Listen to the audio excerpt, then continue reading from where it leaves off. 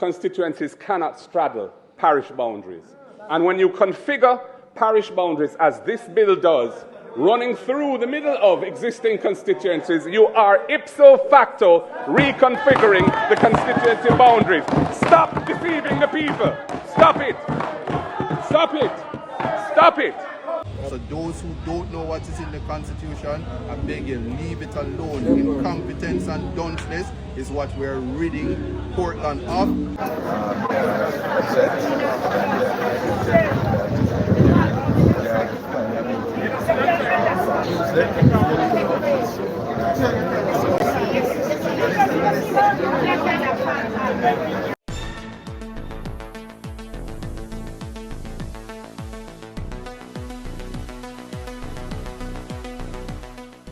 Bless up ABR family and viewers. Welcome back to the channel. It's your girl Ann Isabel Rose, and in this one, big protests over Portmore becoming the 15th parish out by Gordon House, along with the People's National Party supporters and the mayor and other personnels, as well as Mark Golding speaks on the exclusion of the EOJ as it pertains to the boundaries to turn Portmore into a parish, and Isat Buchanan ready to take it to the Privy Council. Stay tuned for the details at hand. Don't forget to like, share and subscribe to the channel. Notification shout out goes to Clinton Francis. Big up yourself, Clinton. As well as shout out goes to Nighthawk Social Media TV for this demonstrative footage.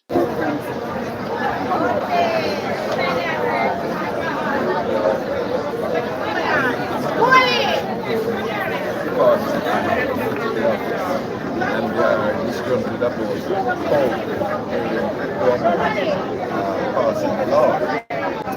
We are upset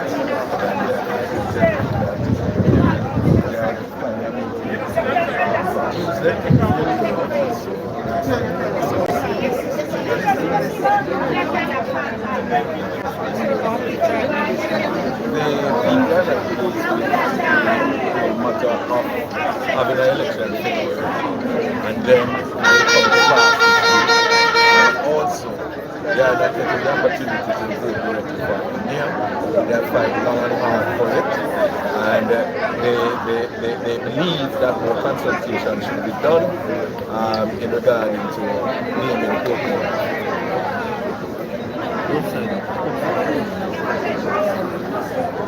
I'm just saying that, Prime Minister Andrew has visited Portmore at the groundbreaking ceremony for the Brazilian Park, and right there and then he has made a commitment that he's not going to have the bill passed. He's going to put it on hold, and he's going to facilitate discussion in regard to the 15th Parliament. He yet to do it, but yet still he turned up in Parliament. I think the people are upset.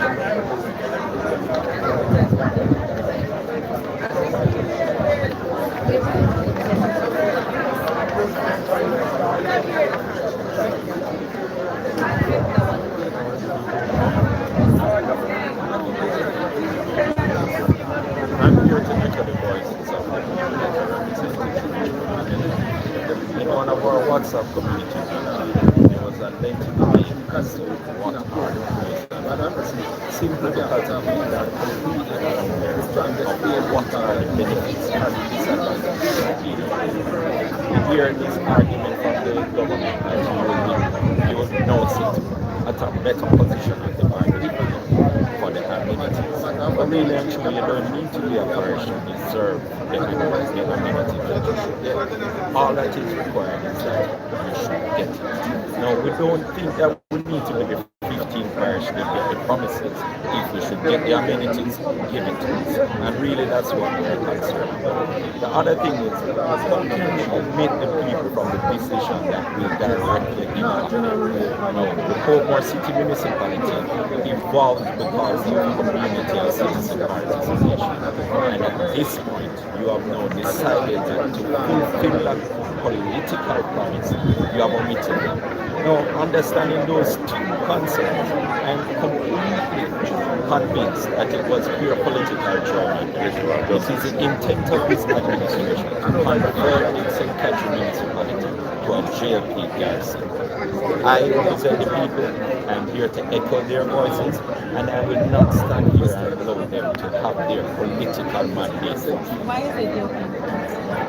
Simply because the Portmore City Municipality enjoy the benefit of having a consistent majority for the National Party. By turning Portmore into a parish, you have now omitted a large portion of the majority that forms the St. Catherine Municipality, and now give the JLP a strong position in the St. Catherine Municipal Corporation.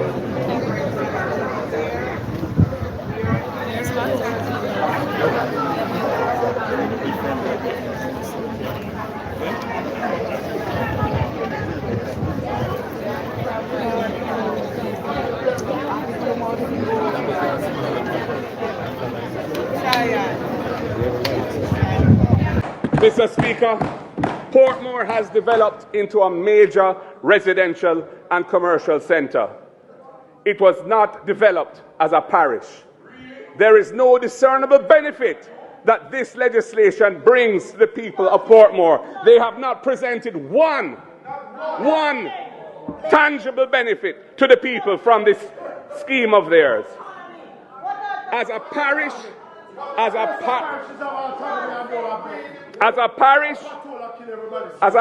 Portmore will lack many of the facilities and amenities that parishes customarily enjoy. Many. It has no public hospital, no cemetery, no market, no parish court, and so on. The people of Portmore will continue to rely on St. Catherine and elsewhere for those amenities and facilities. This is legislation of form over substance, and its primary objective is political. We abhor the emasculation of the central role of the Electoral Commission of Jamaica in setting constituency and divisional boundaries so that the government of the day cannot do precisely what this government is intent on doing here. The parish boundary for Portmore will run through East Central St. Catherine and run through South St. Catherine, excluding from the parish of Portmore several communities that are now part of those constituencies. Those communities will be politically marooned, no longer represented by their current elected MPs, but not represented by any other MPs either. So clearly, a major realignment of constituency boundaries will be required. That is the effect of this legislation. And Mr. Speaker, for this sensitive process to be preempted by the JLP government pushing through this bill for political advantage is a backward and retrograde step. And we strongly object to it, and we will not support it. And that is exactly what is happening here. The principal objective of this legislation is to recast existing constituency boundaries of 2 seats to provide a political advantage to the Jamaica Labour Party. That member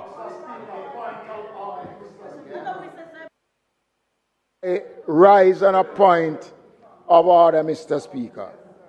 The bill that was tabled, and I opened the debate, and we are debating, in that bill includes no provisions about removal of political boundaries. Mr. Speaker, the member is misleading the House. This Parliament, Mr. Speaker, cannot alter or create political boundaries. We are creating a parish boundary, Mr. Speaker. We are creating a parish, and they must stop, Mr. Speaker.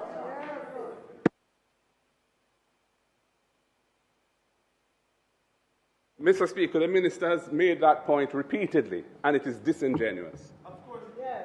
Under our constitution, constituencies cannot straddle parish boundaries. And when you configure parish boundaries as this bill does, running through the middle of existing constituencies, you are ipso facto reconfiguring the constituency boundaries. Stop deceiving the people. Stop it. Stop it. Stop it.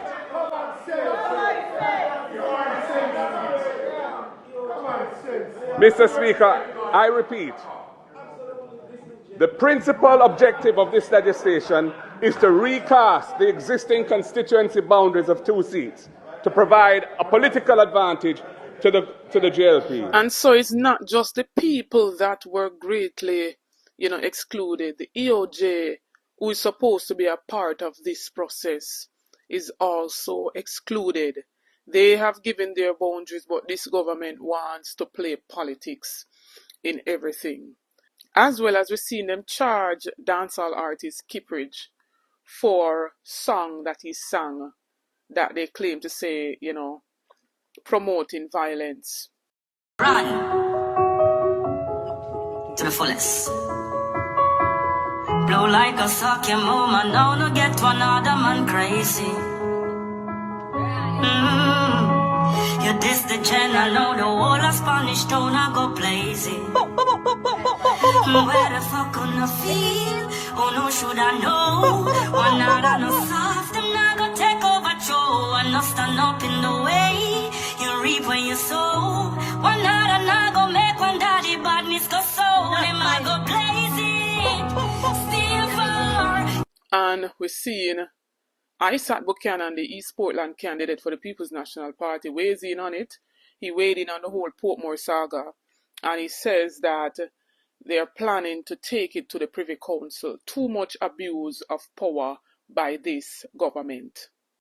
Making Portmore a parish in and of itself. So Jamaica is now bigger, 15 parishes, until a court decides otherwise. But certainly people are to know that when you're voting for your constitutional rights, which are being taken away and whittled down by the current government. They are the serial constitutional breachers because they simply don't know what is in the Constitution. They lack the competence to drive us into a republic.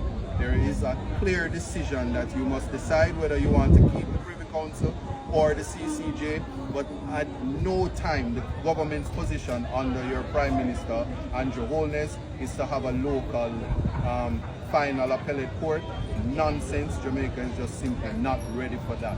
The last thing I will say, there is a current attack on freedom of expression. No matter what it says, I find it to be a breach of your constitutional right to freedom of expression for the JCF to strategically target persons who use their God-given talent, and it is their bread and butter to charge them, and that is something that will be ventilated in the court by me. I'm known to always do the impossible, and I'm ready to take it all the way to the Privy Council so that when an artist uses artistic expression, that is the freedom of speech, like in America, and you recall 2 Live Crew, which says FXX the police, and the Supreme Court of the United States says it is artistic expression protected by freedom of speech, and Jamaica need to catch up. So those who don't know what is in the Constitution, I beg you, leave it alone. Incompetence and dunceness is what we're ridding Portland of and the rest of Jamaica. Blessings. My ABR family and viewers, go ahead, drop your comments in the comment section. Tell me what you think about everything that was outlined in this video. It's a very serious matter at hand when they're playing politics with our boundaries. And the other stakeholders as the EOJ and others, including the people of Portmore, are not greatly included in this whole gerrymandering process.